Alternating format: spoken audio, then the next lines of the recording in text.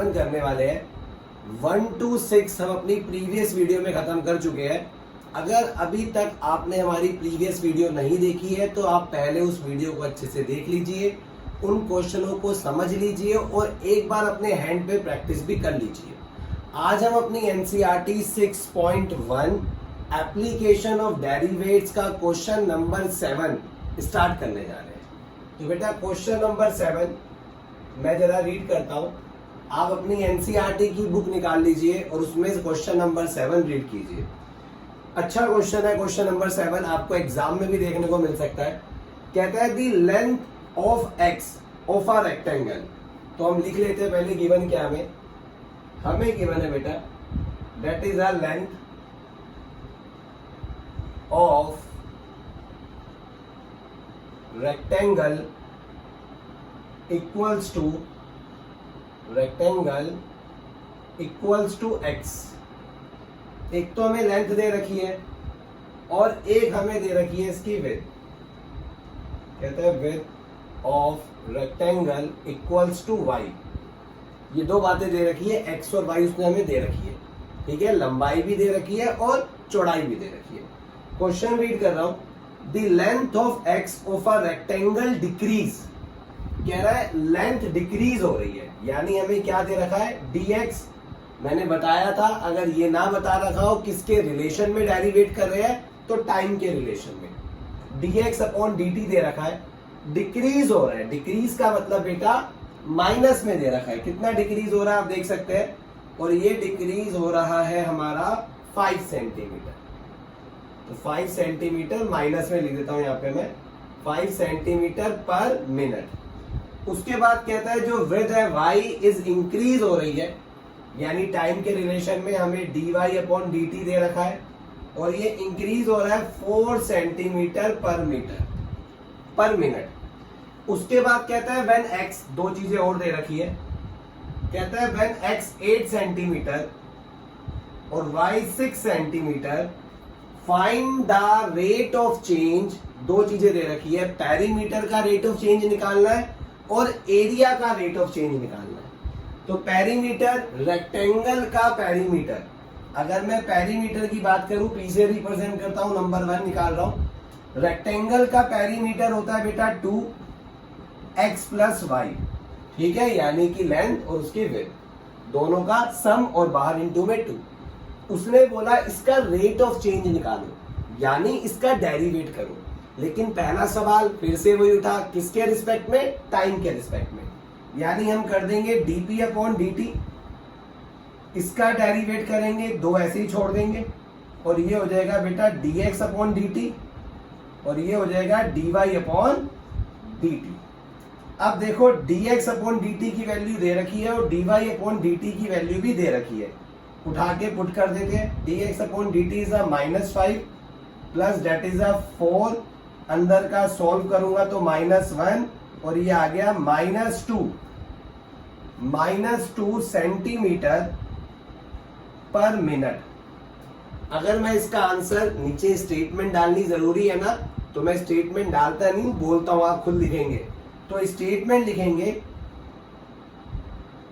The rate of change of perimeter या the rate of change of perimeter with respect of time is equals to -2 centimetre per minute.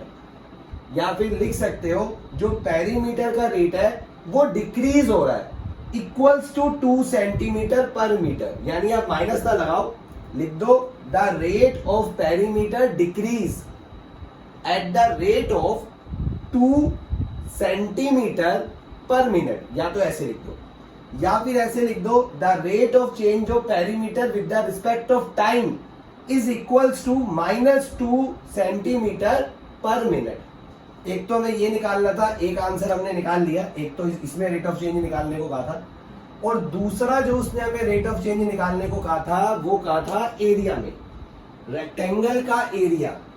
अगर मैं rectangle के area की बात करूं तो फॉर्मूला क्या होता है बेटा, x इंटू वाई, यानी उसकी लंबाई और चौड़ाई को आपस में इंटू कर देते हैं। रेट ऑफ चेंज निकालना है यानी डेरिवेट करते हैं। डी ए किसके रिस्पेक्ट में करेंगे, मैंने बताया था अगर रिस्पेक्ट ना बता रखा हो तो टाइम के रिस्पेक्ट में करते हैं dt। अब देखो बेटा दो फंक्शन इनटू में डेरिवेट का रूल बताया था, पहले वाला फंक्शन एज इट इज, दूसरे वाले का डेरिवेटिव, प्लस दूसरे वाला फंक्शन एज इट इज, पहले वाले का डेरिवेटिव। तो पहला फंक्शन एज इट इज, दूसरे वाले का डेरिवेट dy/dt, प्लस दूसरे वाला एज इट इज, पहले वाले का डेरिवेटिव dx/dt। अब वैल्यूज हमें दे रखी है, उठा के पुट करनी है, और एरिया में कितना रेट ऑफ चेंज आ रहा है, इंक्रीज हो रहा है या डिक्रीज हो रहा है, निकल के आ जाएगा। तो देखो x की वैल्यू हमें दे रखी थी 8, dy/dt दैट इज 4 यानी इनटू का 4, y की वैल्यू दे रखी थी 6, और dx/dt की वैल्यू दे रखी थी हमें बेटा माइनस का 5। तो ये आ गया 32 और ये आ गया बेटा माइनस का 30, तो ये आ गया 2, दैट इज 2 सेंटीमीटर।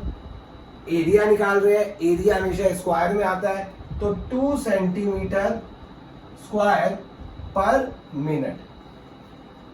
तो हम लिख सकते हैं the rate of change of area with respect of time is equals to 2 centimetre square per metre.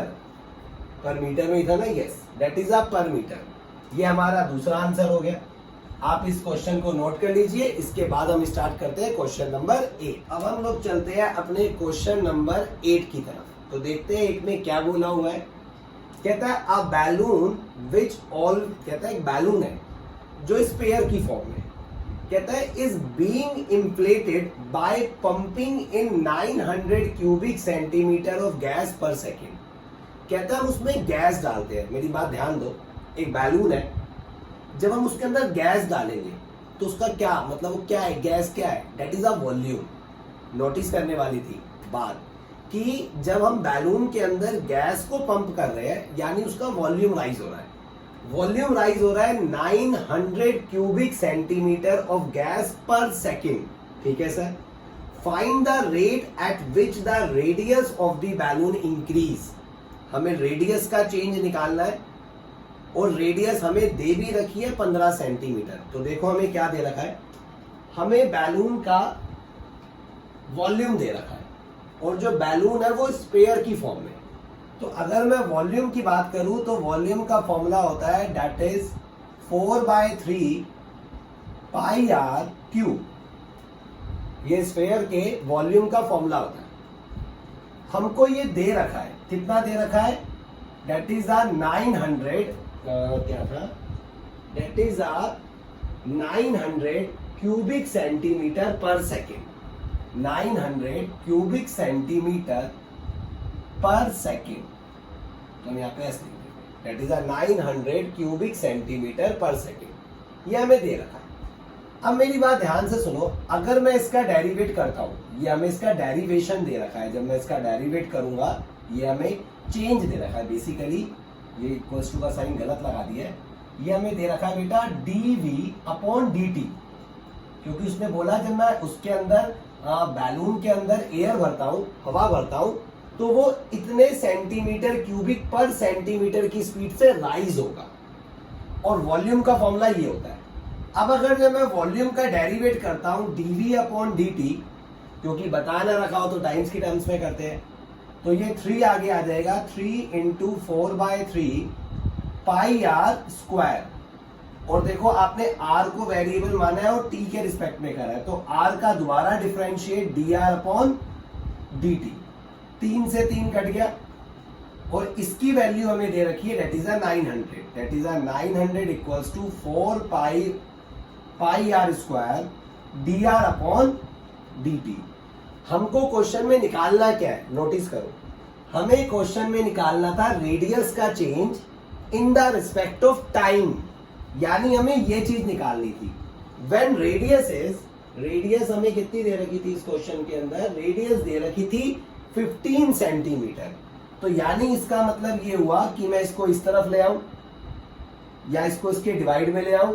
Radius हमें दे रखी थी 15 सेंटीमीटर, तो r की जगह पे क्या पुट कर दूं, 15 पुट कर दूं। तो लिख देता हूं when r equals to 15 centimetre, तो that is 900 equals to 4 pi और यहाँ पे 15 का स्क्वायर dr अपॉन dt। हमें यही तो निकालना था, हमको रेडियस का चेंज निकालना था in respect of time when r हमें ये दे रखा था।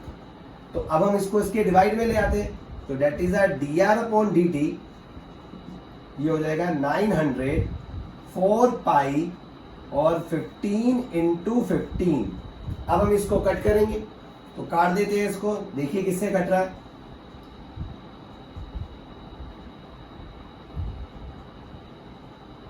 $60।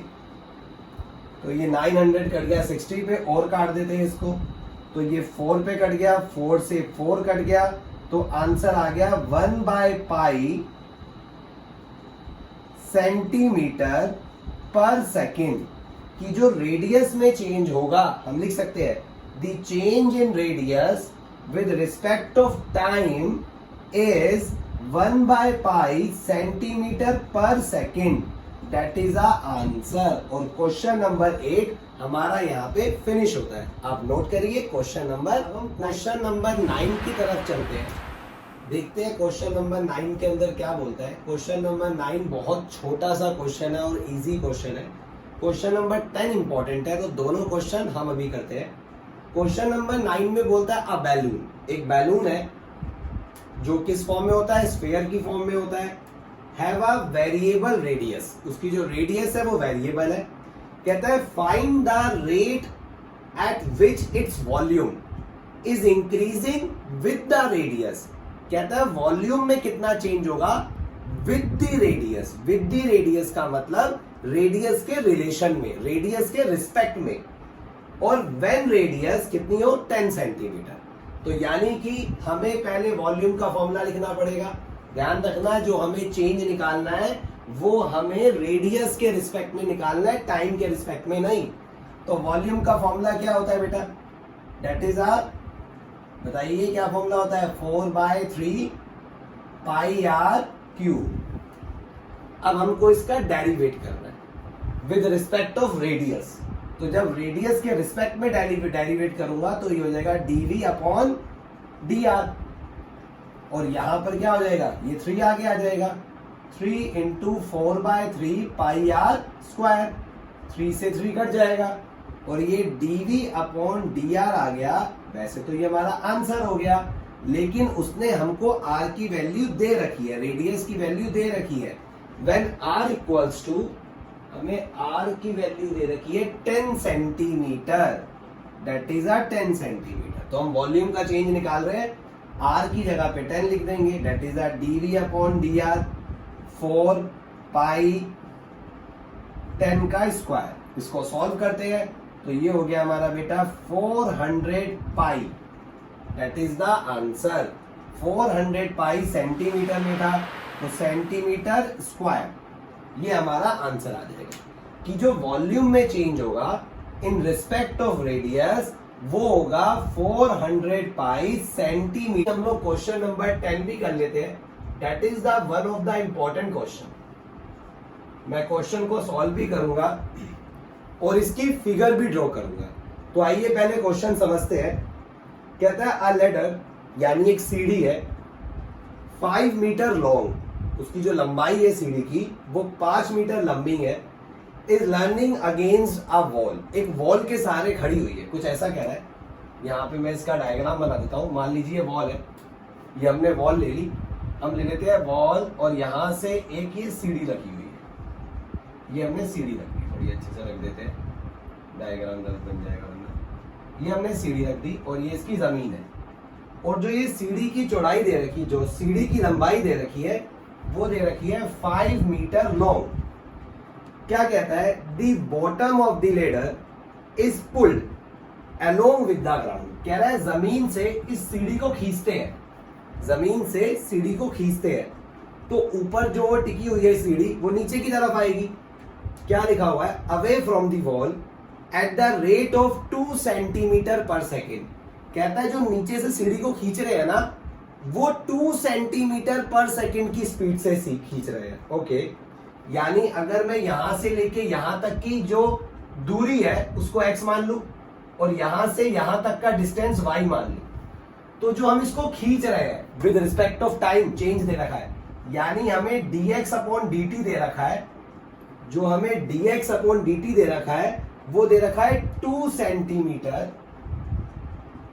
पर सेकेंड, ये दे रखा है। कहता है हाउ फास्ट, हमसे क्या पूछा गया है, how fast is it's height on the wall decreasing, कह रहा है ये वॉल कितनी स्पीड में डिक्रीज होगी विद रिस्पेक्ट ऑफ टाइम। जैसे ये x दे रखा है ऐसे ही आपको dy अपॉन dt निकालना है। कहता है किस स्पीड में ये डिक्रीज होगी when the foot of the ladder is 4 metre away from the wall, अगर ये 4 मीटर की दूरी पे आ जाती है तो, अगर ये 4 मीटर की दूरी पर आ जाती है तो। होपफुली आपको क्वेश्चन समझ में आ गया होगा। मैं एक बार दोबारा समझाने की कोशिश करता हूं। एक दीवार है, दीवार के सहारे सीढ़ी पड़ी हुई है, सीढ़ी की जो लंबाई है वो 5 मीटर है। मैंने यहां से लेके यहां तक का डिस्टेंस x मान लिया, यहां से लेके यहां तक का डिस्टेंस y मान लिया। उसने बोला मैं यहां से सीढ़ी को खींचता हूं इस रेट के हिसाब से, यानी चेंज इन x दे रखा है in respect of time 2 centimetre per second. अब उसने बोला बताओ इसके अंदर कितना चेंज होगा जब ये नीचे की तरफ गिरेगी, इसमें कितना चेंज होगा जब एक x की वैल्यू दे रखी है, आखिरी में x की वैल्यू दे रखी है 4 metre away from the wall, अगर ये 4 मीटर तक मैं खींच के लाता हूं तो, यानी x की वैल्यू 4 दे रखी है, ये मुझे दे रखा है। अब मुझे इस क्वेश्चन को सॉल्व करना है। अब सवाल ये उठता है कि सर ना तो वॉल्यूम बोला हुआ ना एरिया बोला हुआ और ये फॉर्म कौन सी है, तो बेटा आप ध्यान से देखो ये राइट एंगल ट्रायंगल है, और राइट एंगल ट्रायंगल को सॉल्व करने के लिए हमें रिक्वायरमेंट पड़ती है पाइथागोरस थ्योरम की। वही एक हिंट होता है, हम लोग 9 क्लासेस सीखते आ रहे हैं, तो इसमें पाइथागोरस थ्योरम पुट करते हैं। पाइथागोरस थ्योरम क्या बनेगी, x का स्क्वायर प्लस y का स्क्वायर इक्वल्स टू 5 का स्क्वायर, तो ये आ गया बेटा x square plus y square equals to 25। हमको y का चेंज निकालना है, तो y को यहीं पे छोड़ देता हूं, x को वहां ले जाता हूं, तो ये बन जाएगा y equals to 25 minus x का स्क्वायर, और यहां लगा देता हूं अंडर रूट, क्योंकि यहां से मैंने स्क्वायर हटाया और यहां पे मैंने अंडर रूट लगा दिया। अब मुझे इस y का डिफरेंशिएट करना है विद रिस्पेक्ट ऑफ टाइम, यही मुझसे पूछा गया था। डिक्रीजिंग बोल दिया था उसने, क्योंकि ये नीचे गिर रही है ना सीढ़ी यहां से, तो डिक्रीज हो रही है, किस रेट से डिक्रीज हो रही है ये पूछा था, यानी ये बात कंफर्म है, आंसर माइनस में आएगा। आइए देखते हैं। अब मैं इसका अगर डिफरेंशिएट करता हूं विद रिस्पेक्ट ऑफ टाइम, तो ये बन जाएगा बेटा dy अपॉन dt। इसका अब इसका डिफरेंशिएट कैसे करूं, अच्छा मैं इसको ऐसे लिख सकता हूं 25 माइनस एक्स स्क्वायर की पावर 1/2। अभी इसका डिफरेंशिएट मैंने करा नहीं है, अभी डिफरेंशिएट करूंगा मैं इसका, ठीक है। इसको यहां से मिटा देता हूं, अब डिफरेंशिएट करता हूं। इसको मैं ऐसे लिख सकता हूं, लिख दिया। Now differentiate both side, dy upon dx sorry dt times के फॉर्म में करना है, dt इक्वल्स टू ये हाफ आ जाएगा, आगे ये एज इट इज आ जाएगा, दैट इज 25 माइनस एक्स का स्क्वायर। अब रूल क्या होता है, जिसको आपने x माना, इस पूरे को x माना था ना, इनटू में इसका पूरा डिफरेंशिएट। अब मैं इनटू में इसका डिफरेंशिएट करता हूं, इसका 0 आ जाएगा और ये हो जाएगा माइनस 2x। और आप तो टाइम के रिस्पेक्ट में कर रहे थे, आपने तो x के रिस्पेक्ट में कर दिया, तो इनटू में dx अपॉन dt। और देखो dx अपॉन dt की वैल्यू हमें क्वेश्चन में पहले से ही दे रखी थी, x की वैल्यू भी हमें क्वेश्चन में पहले से ही दे रखी थी, हमें सिर्फ पुट करना है, आंसर नेगेटिव में आएगा और पता चल जाएगा कि ये सीढ़ी कितने सेकंड कितने सेंटीमीटर पर सेकंड की स्पीड से नीचे आ रही है। आओ सॉल्व करते हैं इसको। अगर हम इसको सॉल्व करें तो इसको सॉल्व करने के लिए हम लोग क्या करते हैं, पहले इससे इसको काट देते हैं, ये कट हो गया। अच्छा एक चीज मिस कर दी, ये 1/2 आगे आ गया था, तो 1/2 में से -1 करना था, तो -1/2 बचता। -1/2 का मतलब डिवाइड में, क्योंकि माइनस का मतलब डिवाइड होता है, 2 से 2 कट गया तो ये डिवाइड में बचा 25 माइनस एक्स का स्क्वायर, और इसको अंडर रूट में ही ले लेते हैं, क्योंकि पावर 1/2 बचेगा, पावर 1/2 का मतलब अंडर रूट। अब ये ऊपर क्या बचा हमारे लिए, ये नीचे चला गया, ऊपर बचा -x और ये बचा इनटू में dx अपॉन dt। अब x की वैल्यू हमें दे रखी थी, अगर मैं देखूं बुक के अंदर तो x की वैल्यू क्वेश्चन नंबर 10 में लास्ट लाइन में हमें दे रखी थी 4 मीटर, दैट इज 4 मीटर, यानी x की जगह पे आप 4 पुट कर देंगे। अब अगर 4 पुट करते हैं तो -4 ऊपर आ जाएगा और ये आ जाएगा √25 - 4 × 4 16 हो जाएगा, और dx अपॉन dt की वैल्यू दे रखी है बेटा हमें 2। तो ये सॉल्व करूंगा तो ये आ जाएगा, इधर ही सॉल्व कर देता हूं, जगह कम है, ये आ जाएगा -8 अपॉन में, अगर हम इसको सॉल्व करते हैं तो कितना बन रहा है ये बच्चे, तो ये बन रहा है हमारा 9, क्योंकि 25 में से 16 जाएंगे 9, और 9 का अंडर रूट खोलेंगे तो 3, ये आ गया बेटा 8/3 सेंटीमीटर पर सेकेंड। यानी ये जो सीढ़ी नीचे गिर रही है ना वॉल से, वो इस रेट से डिक्रीज होगी। देखो माइनस में आया है, मैंने पहले ही आइडेंटिफाई कर लिया था कि आंसर माइनस में आएगा, क्योंकि डिक्रीज की बात हो रही थी। तो मैं लिख सकता हूं यहाँ पे कि जो सीढ़ी गिरेगी वॉल से वो इस रेट के हिसाब से गिरेगी, -8/3 सेंटीमीटर पर सेकेंड की स्पीड से, या फॉल होगी। तो होपफुली ये दोनों क्वेश्चन भी आपको समझ में आ गए होंगे, आप दोनों क्वेश्चंस को नोट कर सकते हैं।